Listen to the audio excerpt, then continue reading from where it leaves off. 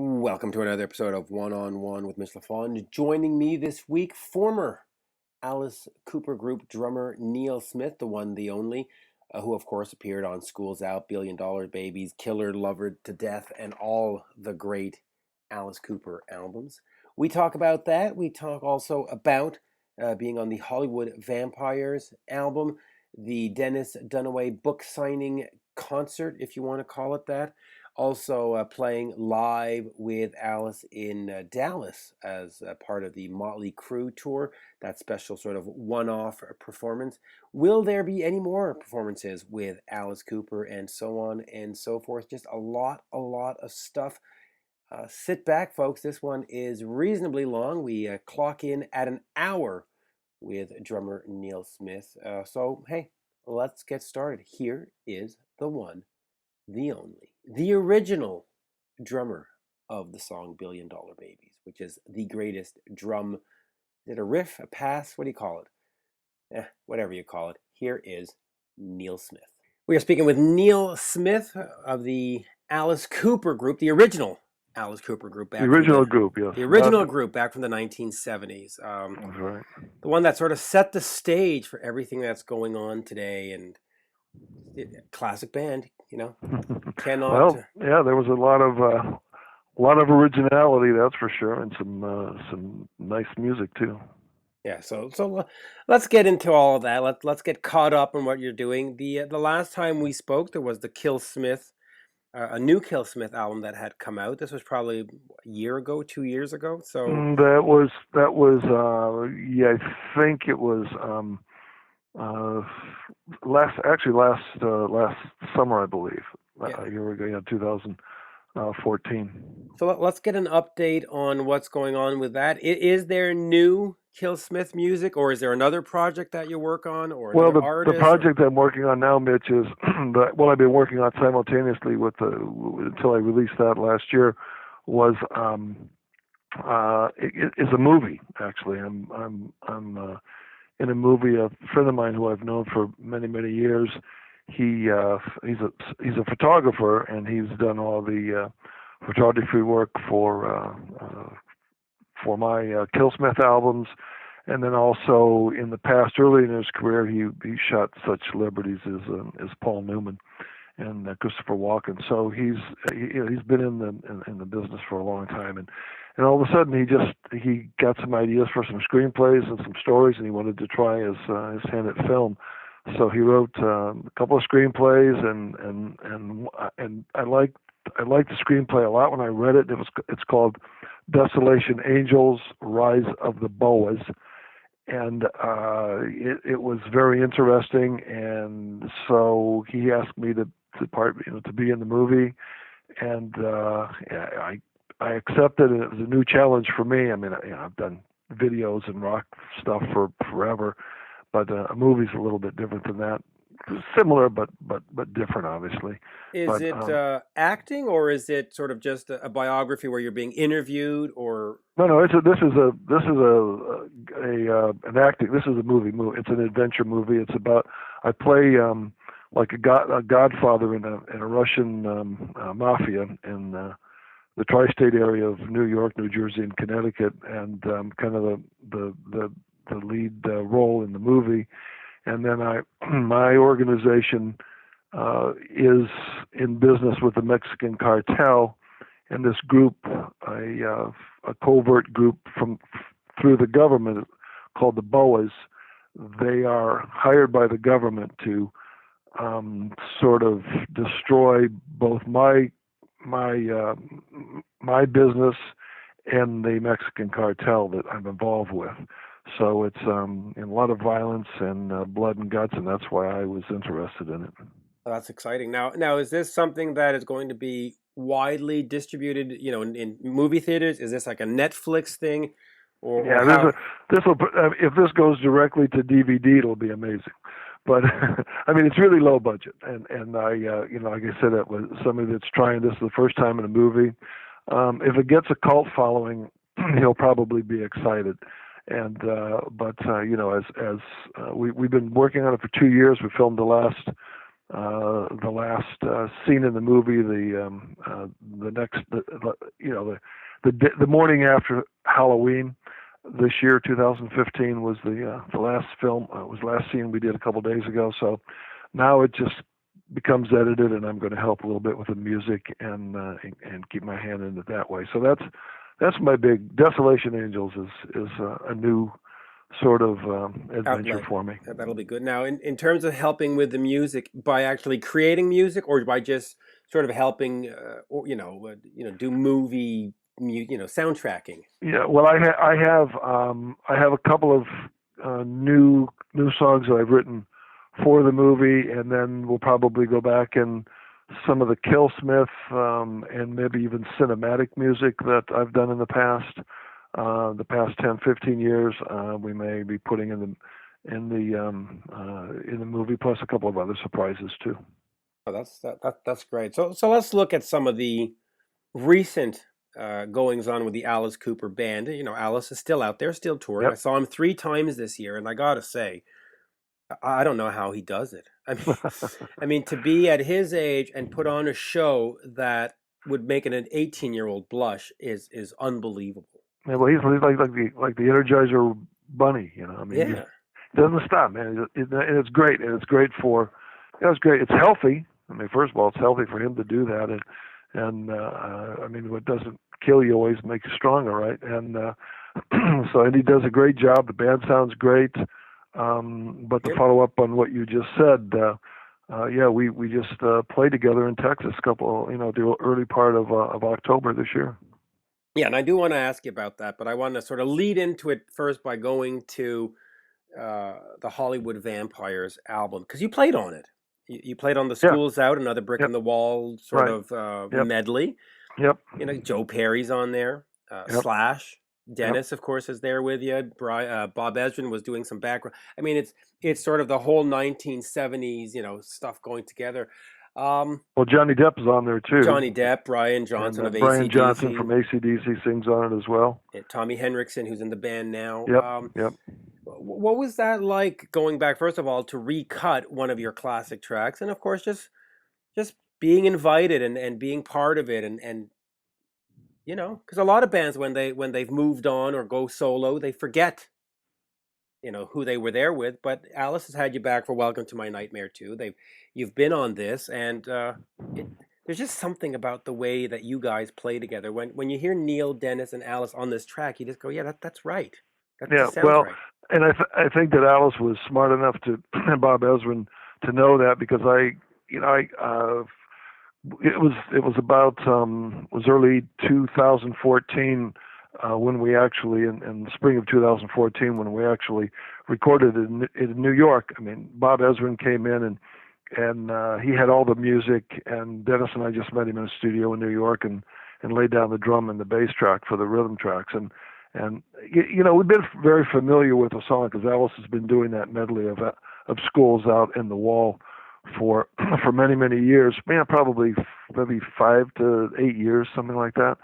So it's something that we weren't unfamiliar with, and it's always been a cool medley, and there is a strong link historically back to the early days of both bands, Pink Floyd and Alice Cooper, and then plus the fact that Bob Ezrin, recorded The Wall and recorded all of our albums, and so there is a very historic link between the two, and that's not a mistake. So it was funny because when we were first asked to do it, we didn't really realize that it was going to be a full album. That was never explained to us, and because we just said they were doing the version of it, they sent us a copy of it, and like I said, we knew it. We knew basically who was going to possibly be on it at that time, because I think Tommy had just Tommy and some of the present players with Alice did the first arrangement of it, right. And then Dennis and I just went in and put it together. But we worked on it for a couple of months, getting the parts down and just playing it in the studio, and then we went to New York and put it down. And it's that same chemistry. I mean, with Dennis and I as the rhythm section, I mean, we wrote, we literally wrote the song, wrote our parts, It was a true collaboration. Schools Out, all 5 members of the band, Glen, Mike, Dennis, myself, and Alice. And so to do it again, it was very cool. And I don't like to do something, to redo something or hear something that either a band or someone else has done, any kind of a cover, whether it's by the original band or somebody else covers another song. It better be freaking better than the original. And I got to tell you, I'm very excited about this arrangement. Yep. And I think Bob did an amazing job of producing the whole album. And it just came out with there's 3 lead solos on there. Johnny Depp plays 1 solo, Slash plays 1, and you just mentioned Joe Perry. Yeah, Joe Perry, and they did a great job. And I can't tell which is which. I mean, they're all. I'd like to say, well, that one doesn't sound so good, so that's probably Johnny Depp, because he's not really, But they're all great. They're fantastic, and then like I said, Brian Johnson singing on there with Alice. It's just an amazing. It's not exactly Sonny and Cher, but it's pretty cool. It's very cool. Have you listened to the entire album? I'm assuming that you obviously got a copy. You must have listened. I have a copy. As a matter of fact, I went out to participate in Alice's annual golf outing in the beginning of May this year, 2015, and while I was out there, I was out in Arizona for a couple of weeks. So before I came back, headed back east, Alice invited me to co-host his a radio show with him. Right. And so we went through. I played some of the new KillSmith songs, Green Fire, Born of Poison, and we had fun. We always have a blast when we do something together. And after the show was over, he has a studio in his home where we were doing it with his engineer. And he said that they had the complete album then, and that's when I really realized that the Vampires was a complete 14-song album. He has done a lot of covers. I think there's about 11 songs of covers and 3 brand new ones. Yep. And I listened through everything. And the only one that kind of caught me off guard was Ichiku Park, and which I love that song by the Small Faces. Back in the '60s, it was pretty cool. But I just thought it was a little hippie trippy for this, but it ends up working on the album quite well, and but the album was great, and the players he had, Paul McCartney's on there, and can't go wrong there. What's that? You can't go wrong with Paul McCartney. No. I mean that's amazing, and since we're all such Beatles and Rolling Stones fans, and the reason that I got involved, and the reason a lot of other people, and I knew this from the word go, the Hollywood Vampires, that the proceeds of this is going to go to Music Cares, which is a nonprofit organization that helps people and a lot of celebrity musicians, actors, actresses, to help them with any kind of alcohol or drug abuse problems.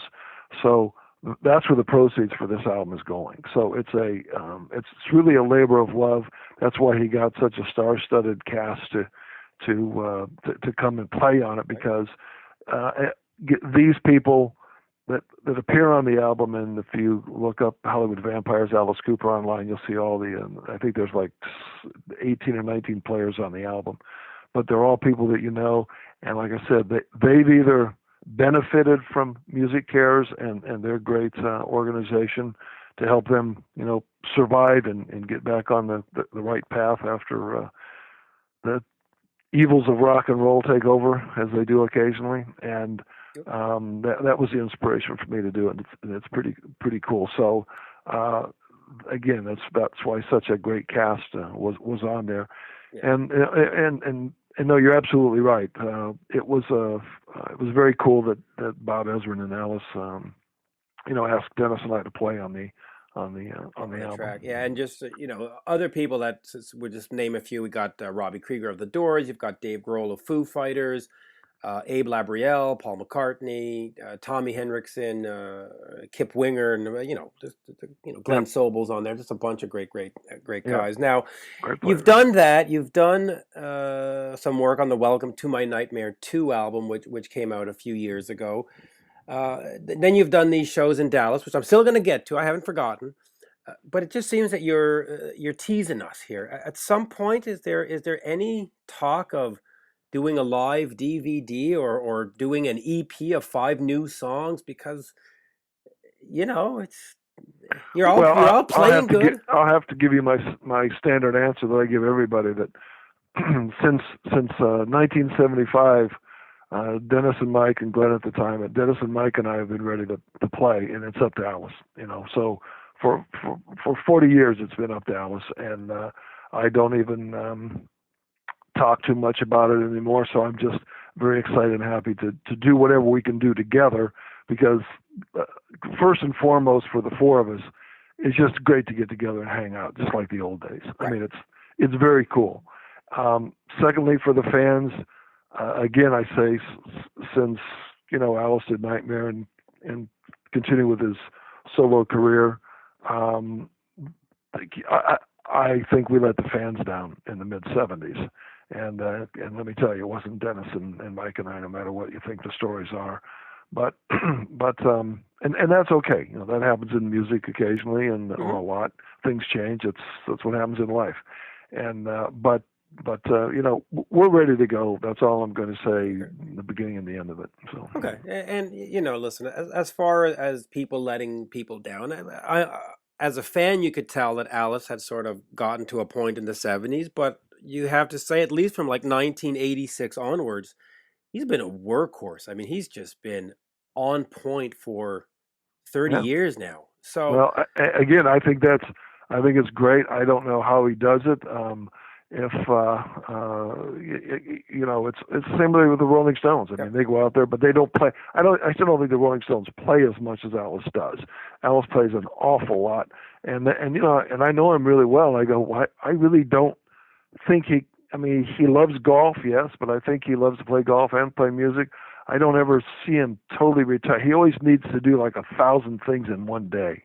Every day is filled up with him from the time he gets out of bed to the time he goes to bed at night. So, he's just one of these people that just is, loves life, Yep. loves to keep busy, and as long as he can stay healthy, keep doing it, I'm sure he will. Yeah, and I gotta say, he's still one of those artists that will get me in a car to drive 3, 4 hours to go see, because I saw 3 shows this year, one in Ottawa, one in Quebec, and of course one locally here in That's what you Montreal. said. Yeah, yeah, cool. Yeah. And they're, I love Motley Crue, but had it been Motley Crue and whoever else, I would have gone to the show in Montreal, and that would have been it. No Yeah. disrespect to Motley Crue, I love the band, I've been a fan. But because Alice was on there, I was like, all right, it's worth 3.5 hours to Quebec City, So, um, but let's talk about that. Dennis Dunaway has a new book, Snakes, Guillotines, Electric Chairs: My Adventures in the Alice Cooper Group. Yep. And he does this this book signing out in Texas. And you guys show up, including Alice. So I guess he sort of does want to play with you, but it sort of has to be in an unofficial capacity, I guess. But so, how was that organized? Was it a surprise at the last minute and he just showed up, or had you all rehearsed for 2 weeks, locked away somewhere? I mean, what was the story behind that? Because as a fan, you wake up in the morning and you turn on the computer and you see Alice Cooper Group plays Texas last night, and your jaw drops. You go, oh, damn it! Wish I lived in Texas. So how did that come together? Well, Dennis has been doing he's written the new book, and it's great. And when possible, Mike Bruce and I have both been trying to support him as much as we can. And in that instance, not only Mike and myself, but Alice also, helped support him in this effort. And I think this weekend, Halloween weekend, he was in Baton Rouge, so he's still traveling all over the country, promoting his book. And it just so happens that Good Records in Dallas, Texas, Chris Penn, the owner and the manager of the bookstore, it's the biggest bookstore / record store in Dallas. He's a huge Alice Cooper fan. So when he knew Dennis was coming out there, he had contacted Mike Bruce and I to join him, and and we play a couple of songs, and so we thought that was great. We worked it out, and and then it just so happened, coincidentally, and that's all I know about that. Is that the next night after that, Alice was playing the American Airlines Arena in Dallas, opening for Motley Crue. So we knew he would be in the area. And when we went out there, it was originally planned that we were just going to do 7 or 8 songs on stage, because they have a, it's like a big nightclub, this bookstore, and they had it decorated great, and if you've seen the pictures online, you get a good idea of that. And they had a stage, and they had the equipment there and everything. So we got there the day before. We ran through the songs, just Mike and Dennis and I, the 3 of us as a 3-piece, the songs that we were going to play, and we ran through them the night before, and that was pretty much it. And by that time, we knew that we had contacted Alice, and he had agreed to come over and come on stage as kind of a surprise visit. But again, because he was playing the next night and really, in the big monster arena in Dallas, they really couldn't advertise that he was going to be someplace. And it would have been, the rumors already spread so much that there was only standing room, and the place holds maybe 100 people, 150 people, but there were 200 people packed in there, and there were another 200 people out in the parking lot that couldn't get in. So, and that was just by rumor, the possibility that, people just thought, well, Neil and Mike and Dennis are going to be here playing this night, and tomorrow night Alice is playing in town, so they just kind of assumed that maybe something would happen. And but that was simply it. It was just we went out there to do the show. When we got there, Alice had I think Dennis and Alice had talked, and he'd agreed to do it, and we got Ryan Roxy to come over and play play lead guitar for Glen. And it was great, man. We had a blast. And I tell you, if you see the oh, I've seen it. And I've seen it more than once. Listen, it's very exciting to me. I grew up in the '70s listening to Kiss, Aerosmith, Yep. Cheap Trick, and Alice Cooper. And out of those 4, Alice and Cheap Trick, I guess too, still deliver the goods at 110%. Yep. Aerosmith and Kiss, it comes and goes, but listen, I watched it, and I watched it again, and I watched it again, and it's great. I keep thinking, can they put out a DVD? Can they do some kind of official release? Take the audio and make an iTunes special album. Don't just let it disappear. Do something. Yeah. Well, it's like I always say. It's Dennis and Mike and I have. We formed the band Billion Dollar Babies and recorded Battle Axe. That was going to be the 9th Alice Cooper album, but we were ready. We had done it. We had written the songs, ready to go, and it probably would have ended up a different album with Bob Ezrin and Alice writing the lyrics of the songs. But we did our job, but it never happened. So we've been waiting all the time since then, and everybody's gotten into a lot of other things. Alice has had a great solo career and become an icon in the rock world, and it still kind of bugs me when they call him the Godfather of shock rock, because the Godfather had it was actually a family that created shock rock. It wasn't just one person, but right. But he gets the credit for that. But that's why the book is great, because I think it sort of gives Dennis a voice, gives the band a voice, of which Alice was a heavy part in, but he wasn't 100% of the band. He was 20% like everybody else was. So that's great, and we're ready to do something. We're never going to do a world tour. Unfortunately, time is kind of catching up with everybody here. But the similar thing that Cream did, I've been advocating that for a long time. Go to Canada and go to Toronto and play 2 or 3 nights, and go to Detroit, play 2 nights, and some big cities, key cities in the United States and Canada and in the UK. And just make it simple, and record it and video, film it, and have something for the fans. And I already know tons of people that will come to every single show, no matter where it is. They've already said, if you guys do 20 shows, you said we'll be at every one of them. So it's pretty amazing, and we, believe me, we're humbled, and we feel very cool that the people still stand behind us, the fans still stand behind us like that. And I think Dallas, Texas was a small tidbit, little taste of what that could be. But it's you just have to enjoy what you can do at the time, and I think that's what we're doing at this point. If we do more, that's great. But again, there's nothing planned. But Dennis's book sure is doing well, and I'm very happy for him. Yeah, I really am. And listen, speaking from the fan point of view, uh, I don't think I want a world tour. I think I want like 20 gigs, 12 gigs to keep it special, so that the shine and the uniqueness sticks to it. And you hit the rock cities, you hit the Bostons and the Montreals and the Yep. Detroits, and London and Tokyo, and sometimes less is more, and just keep it special, and then make something really unique out of that audio and video that you would hopefully collect. And Yep. anyway, listen, Yeah, I agree. we I can agree all with you dream, right? 100%. we can all dream. The next night, of course, you were at the Mega Arena, as I think you put it.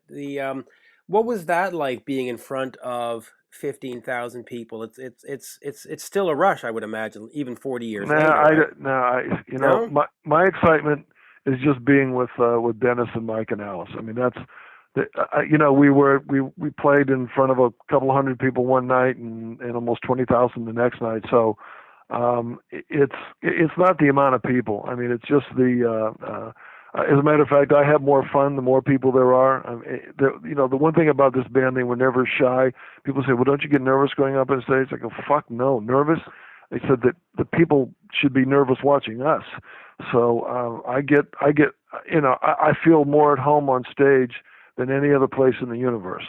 So when and it could be, 1 month could go by or 10 years, it doesn't matter. And we're very, very at home. I mean, look at Dennis.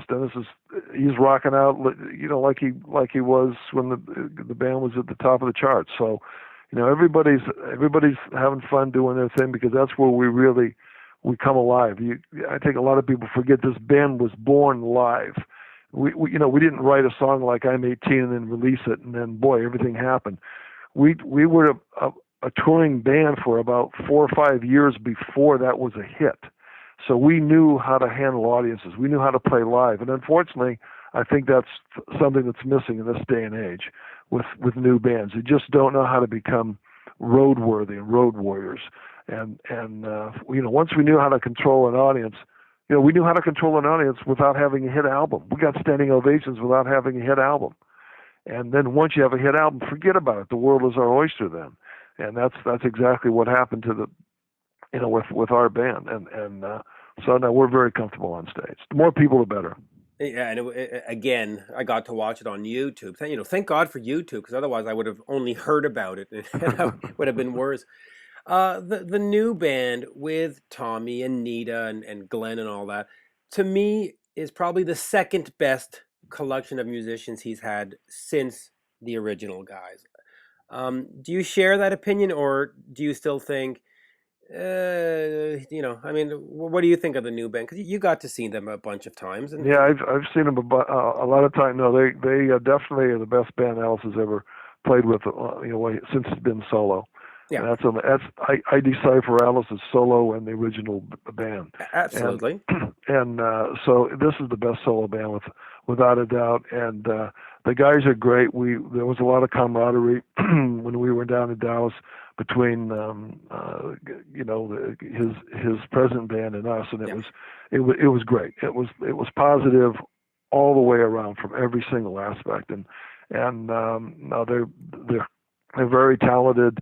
Glenn does the best representation of the original songs. He has his own flair to it, which is cool, but he doesn't kill it like Eric Singer. Eric Singer has no fucking clue how to. I mean, he destroys Halo of Flies, and I'm not saying destroys in a good way. I'm saying that he just he shouldn't even be playing that song. So let him go play with Kiss whatever he wants to do. But he's the nicest guy in the world. But I'm just calling it like I see it. Right. And I cringe when I used to hear him play Halo of Flies.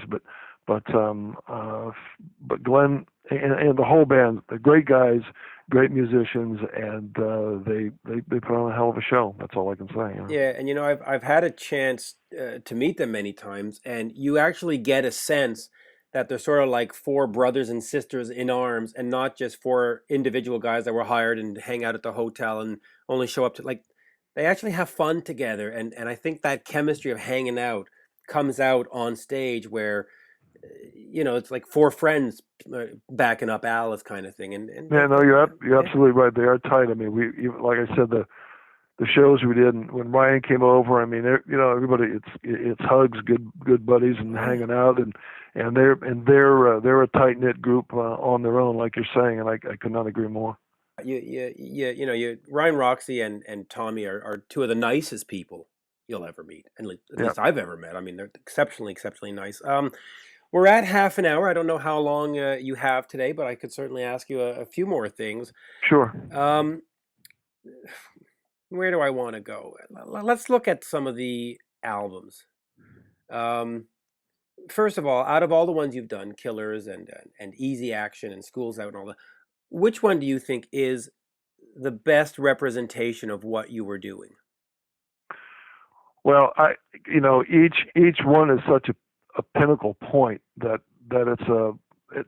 it's not a question that's fair for me to answer because each one to me is special in its own way, and I mean Okay. immensely. But I have to I'm asked that question occasionally, and they're all my favorites. But if I had, it's like trying to pick up your favorite horror movie. But if I had to pinpoint one for reasons inside the inner circle of the band, it would be Schools Out. And why would I say that from the inside of the band? Because we really needed something to.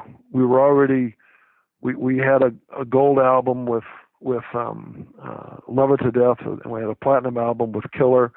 And most bands, or a lot of bands, would have been happy without success. But we were already tasting something that was a little bit beyond what our expectations of ourselves had become. And we needed that push over the top. And when push came to shove, and Glen came up with that riff for the beginning of Schools Out, and he had such a hand in. It was really Glen's last album, and he had such a hand in all the guitar work in the album, all the way from Blue Turk and Gutter Cat, and so it was. It was just from the standpoint of the spirit of the album, because Glen gave it his all, and that was our first top two. It went to number 2 in Billboard, and then the only one that topped it was $1 Million Baby. So they're very, very close from the standpoint of Right. commercial success. But Schools Out to me, we had already Killer going platinum, and we were now headlining everything that we were playing, and Killer just put the nail in the coffin. I mean, not Killer, but sorry, Schools Out. So after then, it was how can we top this, and where are we going to go from here? But we already had reached a plateau of success that whether we felt we could do it, it was like the sky's the limit. We created Alice Cooper from just a name to a household word. Right. To a name between 5 guys. Come up with the name Alice Cooper for the band. 5 guys in the world knew it, us. And now, and well, not only them, but I mean, like, in about 4, 5, 6 years, it was a household word, and now, people all over the world know the name. So, but Schools Out to me is a big one, and then, of course, $1 Billion Babies just, blew the roof off commercially because of reaching number 1 in Billboard in the trades. You mentioned commercial success. Was that at the time important? Because sort of the image was sort of, I don't want to say anti-establishment, but it was sort of going against the grain. It was being outrageous, outlandish, and the whole thing. And yet it seems that some of the corporate fruits of being on Billboard and being successful were important. Were they, or is that something you look back now and say, hey, we had a number 1 album, hey, we had a number 2 album? I mean, were you trying to be on the radio? Were you trying to be sort of this top 10 band? Well, let me give you an example. I mean, I was carrying 3 pistols with me. We were not for protection for myself and the band when we traveled around after school's out because of our death threats. We were not. Don't even begin to think that we were accepted by the mainstream. We were so on the fringe, Right. and that's what made this band special because we were not only outcasts, but we knew how to take our image and with Bob Ezrin, keep our image and find out what was commercial for us. The Plasmatics, one of my favorite bands in the world, and I recorded the second album with them, they had the same magic, the same chemistry, but they never could get a hit record. They never had a number 1 album. They never had a top 20 single.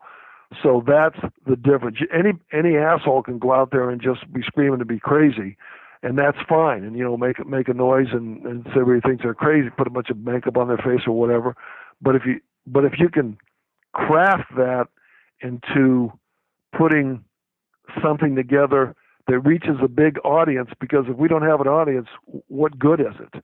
And that was our challenge from once the album started selling. How could we keep this image of Alice Cooper that we created, such a monstrous, rebellious image, and then still sell millions and millions and millions of records? And we did it. And the only time it really slowed down and things got a little calmer was when Alice did "Welcome to My Nightmare." Then then his image as one person, that really jagged edge of the band was gone. He was able to maintain. He had a great, library of songs and music to with all the hit records that we had. He had a great group of songs to play, but he did his thing a little bit more commercial even than we did. And if you don't believe me, then you and me ain't no superstar. I mean, to me that's Barry Manilow with makeup on, but but that's my own opinion. But but he was able to carry the torch. I mean, when he came back and after the Constrictor album, and he got his raw edge back again. I couldn't have been prouder of him. Yep. But I think that's what the magic was about the original band. We could keep who we were and still mold that into not being commercial like the Cowsills or even the Beatles or anybody else. Being commercial Alice Cooper, and that's what scared the establishment. And just look, it was 2011 that we were first nominated in the Rock and Roll Hall of Fame. We were eligible in like 1995. Right, but I mean that's a whole different thing. I mean that's well, Rolling no, it's Stone not a whole different. That's exactly what we're talking about. But I mean, 10, 20, 30 years later, we were still outcasts. We were still a fringe band on the edge. But the nominating committee is for the Rock and Roll Hall of Fame are outcasts. They're this little clique of, Patti Smythe is the greatest thing in the world. I mean, yes, she's talented, but before Alice Cooper band, I mean, come on. I mean, but I'm just saying that out to lunch. Of course, there's politics, but it doesn't matter what it is. It is what it is, and also the Grammys. Alice Cooper have never even been close to whisper on the Grammys or the Hall of Fame. So for anybody to come by and with all due respect, it's a good point, and it's a very very, I think, special point with me because the original band over the years, I think some of that danger, and believe me, there was danger and confusion with parents on what this band was all about. Were they gay? Were they not gay? Were they violent? Were they not violent? And the music, and school's been blown to pieces. I mean, even in one of the most commercial songs we ever did, that's still 40 years later is an anthem for kids graduating from kindergarten or have been out of school for 40 years. So it's maintained, but over time it's softened an awful lot, and a lot of that's because of Alice. I mean, Alice, he's made two characters. He's made himself as the person that plays golf, really pushes it, and that's good. That's what made him survive, and God bless him for doing that. He cut all drugs and alcohol, and that's amazing. It's not an easy thing to do, but he goes on stage and he becomes Alice, and that's cool. But we were Alice Cooper 100% of the time. We got in trouble on and off the stage. So, that element. And then, Dennis being, the band, we would be, Dennis would be the number one bass player. I'd be the number one drummer in all the Circus and the Cream magazines. I mean, there was that element of a band that's a band, not just, hired musicians that they may be able to do commercials on TV good, but, are they Keith Moon? Are they Keith Richards? Are they John Entwistle? I mean, it's a whole different world of musicians once you start talking about the people that are in the Hall of Fame. But at least we had the opportunity to do it. I'm happy years later that the people actually did remember the band, and especially for the fans, like I always say, that's the thing I'm most happy about the Rock and Roll Hall of Fame, the fans. Yeah, we both mentioned the Welcome to My Nightmare era and stuff, and I'm assuming, and you can correct me if I'm wrong, that in 76, 77, 78, there might have been a little bit of resentment or even anger. But when you looked at Alice going on in 79, 80, 81, and he became sort of a waif and almost died, was there any point where you turned around and just had a lot of empathy and sympathy and said, oh my God, I got to reach out, or did you just sort of watch it from a distance and said, it's too bad? Well, I mean, that's an interesting analogy, but you have to remember we're like 5 brothers. Right. So we all owned the name legally, right. Alice Cooper. Right. Nobody could walk away with it. So just say there's, you casually, and Alice does it. That's not what happened at all. Okay. There's nothing that was casual. It could have been the biggest lawsuit in rock and roll history, but I wasn't about to go to war with my friends. And any of my friends, whether it was Glenn before the $1 Billion Baby tour, when he was in a hospital in Phoenix suffering from, ailments from over drinking, or when Alice was suffering from his stuff in the early 80s. Right. I told everybody, and I told Alice like I always tell everybody, I said, as long as I have a studio, as long as I'm able to play, no matter what, as long as I have money, if you need anything, I'm always here for you. And that's why he contacted Dennis and I in the mid-'80s after he had gone through that. The first people he contacted after he'd gone through all of his rehabilitation, with Kane Roberts as his guitar player running songs for the Constrictor album, he called me up and wanted to get together to work out the arrangements.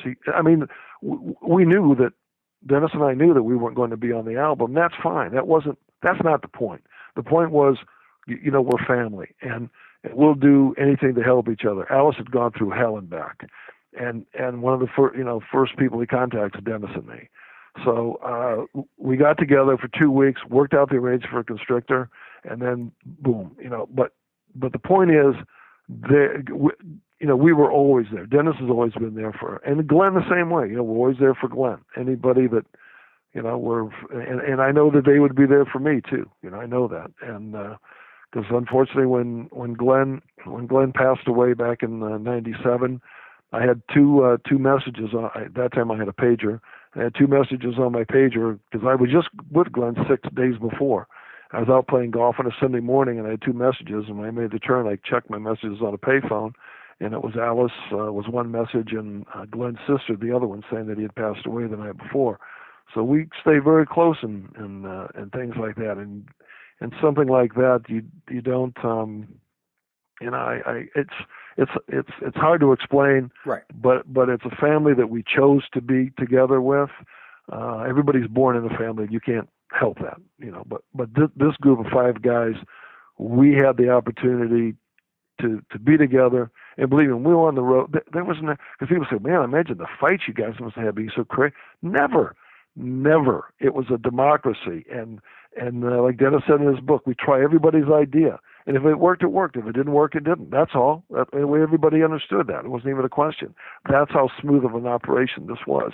And so, no, we're just always there for each other. I did not like, and you're right. You're 100% right. Anybody else, I don't know how Alice survived what he went through in the early 80s. Anybody else that looked like a living skull like him, they've only been in a skeleton. Anybody that looks like that has been in a concentration camp. I mean, it was unbelievable. And that he survived was a miracle, in my opinion.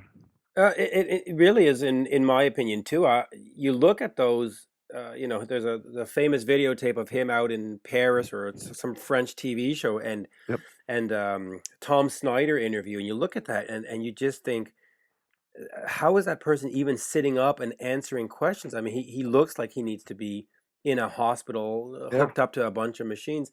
News didn't travel as fast back then. We didn't have the internet. We didn't have TMZ. We didn't have CNN. When did you hear about what was going on? Was it something that filtered down, 6 months later, or did somebody call you right away and say, "Man, this is not going Well, well"? I mean, whenever Alice played in the New York area, we get together, and I saw him. I saw him. And you didn't pull him aside and say, "Dude, come on, we got to get you to." Well, sometimes at that point, I mean, I'm not going to go into details, but it's just something that I mean, I've known a lot of people in rock and roll, some famous, some not famous, that again the demons of rock and roll take over their life, and you don't have to be in rock and roll to know people that have had alcohol abuse or Right. suffered from it or from drug abuse. um, they have to make that decision on their own. I'm not a very good teacher. I'm not a very good Right. healer. All I can do is be supportive when somebody makes that decision to do whatever they have to do. That's not one of my gifts. So I saw him. I saw pictures of him. I was with him, and I just couldn't believe, the condition he was in. And of course, I'm talking to one of the people around him in the inner circle, and there's again, there's nothing anybody can do, because if that's the path you're on, unfortunately, you're the something has to happen that's traumatic in your life to turn the tide. And I think Alice found it. Right. And I'm for one very, very glad he did. Unfortunately, Glenn wasn't so lucky, Wasn't and so lucky. we lost him. So. And you never got to that kind of point. I mean, in the '70s, I'm sure you had a drink or two, but you never got to this point where you needed to be hospitalized and nothing like that, did you? No, I never got to the point where I needed to be hospitalized, but I got to the point where um, every day since I joined the band in '67, when we were called the Naz, you know, you don't have to spend any money for drugs. Every any place you go, anybody that comes over to the house always had drugs. So it's not hard to find them. By the time, and believe me, I never bought any. When I was all the way from '67, the band broke up in '75, '76. I never bought drugs. Why? I didn't need to. Well, they were around all the time. But I did have to make a decision. I made a decision probably at the top of Billion Dollar Babies that I had to cut out all hard liquor, and we were not a good combination. It was like vodka especially. I get pretty crazy when I drink vodka. So when I drank vodka, so I just went strictly to beer. And these days I have maybe a glass of beer and a glass of wine every day. But I had to make a decision to just cool it with it. And drugs I stopped a long time ago. I've never done any since probably, I think the last drug I did was I went through a really bad divorce in the early '80s, around the same time Alice was going through his stuff. And I think it was probably somewhere around 1982, the last time I even ever saw a drug. Right. When you decided that vodka wasn't for you, was there an event or a moment or the birth of a child, and you said, "Listen, I gotta we gotta move on here," or was it just you just had enough? I mean, was it as simple as No, it that? was, I just had enough, or well, you don't have to be a genius to see that Keith Moon died, and that John Bonham died, and Jimi Hendrix and Janis Joplin and Jim Moore. I mean, all of the people that were our men, the people that we grew up with and lived, and we met a lot of these people, were dying around us like crazy. I mean, I didn't need anybody to hit me in the head. I saw people dying. I said, I'm not doing anything less or more than they are. And it just takes that right combination of the wrong, too much alcohol and too much of one drug, that just your body's just gonna shut down.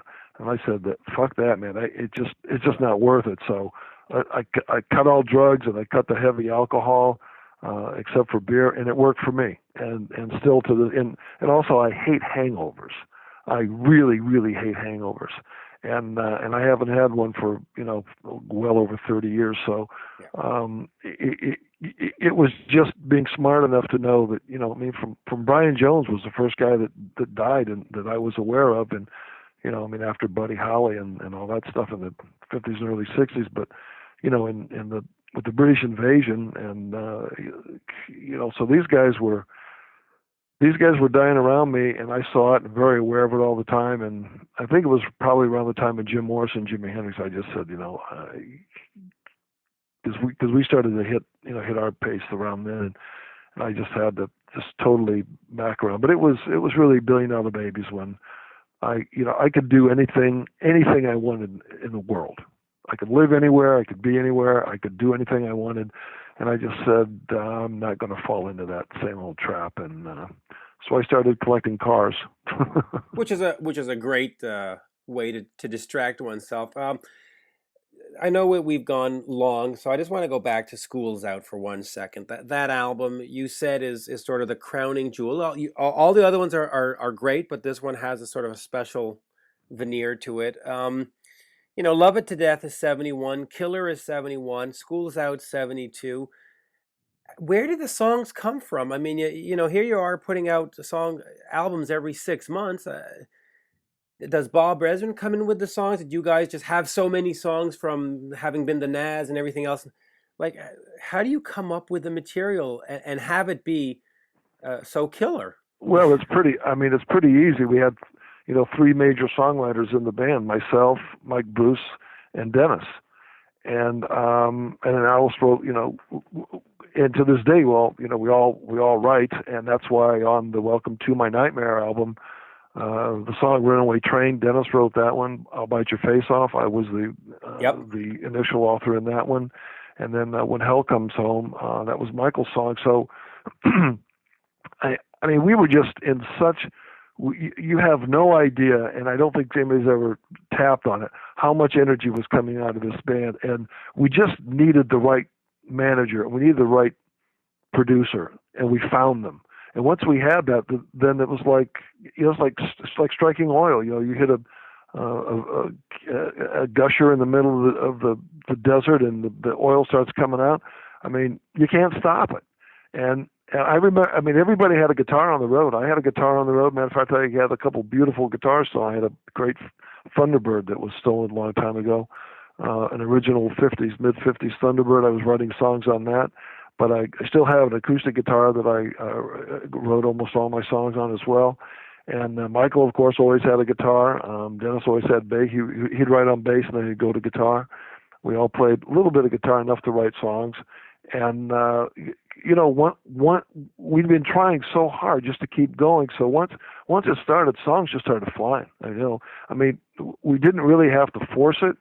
And then Alice's job was to just craft and make the lyrics work and put the albums in a direction. But the basic music was coming from Dennis and Mike and myself. So and then there would be the occasion like School's Out or I'm 18, where we would all sit down and, the ideas would be there, but everybody would be so influential in the song that we would all agree it was a collaboration. I'm 18 is a song like that, and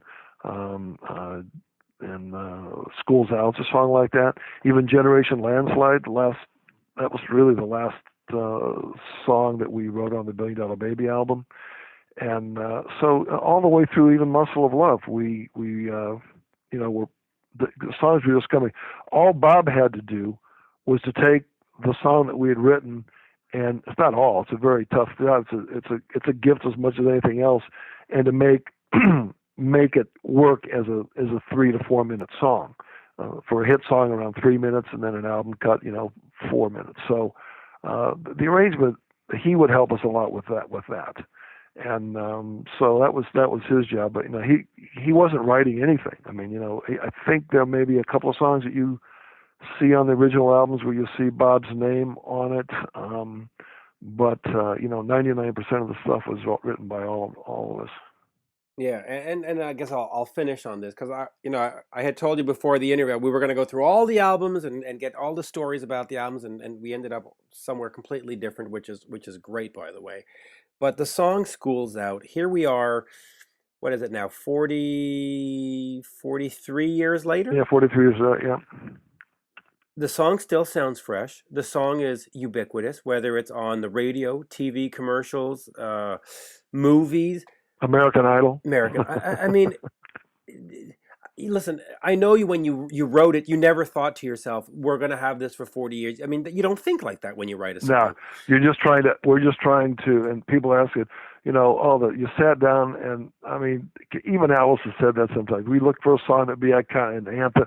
Now, what we're trying to do is we had 18 was a top 20 hit. Under My Wheels wasn't quite as successful off of Killer, Great and we song needed. though. And we what's that? It's a great song It's an though. amazing song, and it's a great live song, but it didn't do on the charts what we were hoping it was going to do. We thought it would blow I'm 18 out of the water, but it really didn't do it. But School's Out did. The song School's Out did, and that's what we were trying to accomplish. We blasted open the heartland of the United States and Canada, all the way from Toronto and the Midwest, Chicago down to Texas, and all over the Midwest. But we couldn't break open New York, and we couldn't break open Los Angeles, the two biggest markets in the country. So that became a vendetta for us. That became our total goal. And how can we? And again, you don't know. You don't know what's going. But believe me, we thought about that. We weren't thinking about 10 years from now, 20 years, 30, 40 years now. People go, we didn't give a fuck about that. I know I didn't. I'm just saying, okay, what can we do to make a song? And I mean, everybody agreed that "School's Out" was the best opportunity for a hit on that album. Although there's some other great songs, but you're absolutely the right, Mitch. I mean, we were totally in the moment, Yep. thinking about how this album, School's Out, which was going to be our fifth album, our third album on Warner Brothers, how was this going to break through more than anything we've done in the previous records? And it did, and the longevity is just a fluke because once we hit on that formula of anthems like I'm 18 and School's Out and Teenage Lament and No More Mr. Nice Guy, I mean, we were kind of onto something. We found our stride. And they were 100% Alice Cooper, but they were commercial as well. They were. Do you get any sense of special pride? Like when you're driving around the car in Connecticut and it comes on the radio, or you're at the mall and it comes on the like. Did you get like a little smile that comes in you and go, yeah, that's good. Like Yeah, but probably you mean in this day and age or back in the day? No, I'm talking in 2015. Do you get those moments where you just hear it unexpectedly and you just go, yeah, man, that we nailed it. Well, here's the thing about that, Mitch. I don't listen to music in the car except my own music on a DVD or on a CD. So, unfortunately, I don't hear it. But I talk to a lot of people that hear it all the time. Yeah. And it just makes me very, very, very happy. Yeah. It makes me happy. First of all, my throat's getting dry. I'm not choking up here. My throat's getting dry. It makes me happy, first of all, because of the five of us. We were able to put a song together that had longevity way beyond anything we ever anticipated, way beyond. And that people, you meet younger kids these days, and they say, Alice Cooper, who's that? But School's Out. They know School's Out better. Kids know School's Out more than they know the name Alice Cooper. Oh, absolutely. Listen, my kids who are 9 and 12 can sing almost the entire lyrics. Yep. And they won't really know what School's Out or who Alice is. Now, the funny thing is I've taken them to meet Alice a couple of times, and this year on the 3 shows, I said to my daughter and son, I said, "Do you want to come meet Alice again?" And my daughter looked at me and said, "Yeah, I've met him before. I'm good." And so there you have it. On that, listen, it's been an hour in, and I really feel we've only hit the tip of the iceberg. We're not even into the deep, dark minutia of what happened backstage and what. But we'll do that for another time. And we Always have a plenty pleasure, of time to do that, Mitch, and I'm always at your disposal. And you ask some great questions always, and I know that you've done your homework and you know about the band, and I think that's a key thing, and I certainly appreciate that for one. Yeah, absolutely. And we only got Schools Out done. we still need to explore. We didn't even explore Schools Out. We got a couple of. It's amazing how the time flies. It really is, and always a pleasure. Like I said, thank you so All much. right, And you're very, very welcome, Mitch. And whenever the computer's always there if you ever need me, and yeah. I always enjoy your work. All right. Thank you. And of course, we should tell people to. It's nealsmithrocks.com, correct? Yep, and that's my website. And I also have brand new. I just got them last couple of weeks ago. I had it's my custom drumstick, but I have Neal Smith HOF 2011. That's the Hall of Fame stick. So those are now available on my website. Yeah. So there you go. So nealsmithrocks.com. Neal, I'll let you get a glass of water. We've gone on too long. I know. But yeah, and then on Facebook, it's the same thing. Neal Smith Rocks on Facebook. Thank you, sir. Always a pleasure. All right, Mitch. You take care, man. Cheers now. Bye-bye. Okay. Bye-bye. And there you have it, folks. My interview with drummer Neal Smith formerly of the Alice Cooper Group. I certainly hope you enjoyed that. It was long, it was exhaustive, and yet it was only the tip of the iceberg. So much more to go over. There will definitely need to be a part 2, part 3, part 4, part 5. And if you look back in my history, this is probably my 6th or 7th or even 8th interview with Neal already, and we're still just scratching the surface. Head over to Twitter and check me out at Mitch Lafon, and on Facebook, the One-on-One with Mitch Lafon Facebook page, the Mitch Lafon Facebook page. Google me, iTunes me, Spreaker me, tune in, iHeartRadio, do it all. Just keep coming back because it means a lot to me. So thank you. And there we go. Bye for now.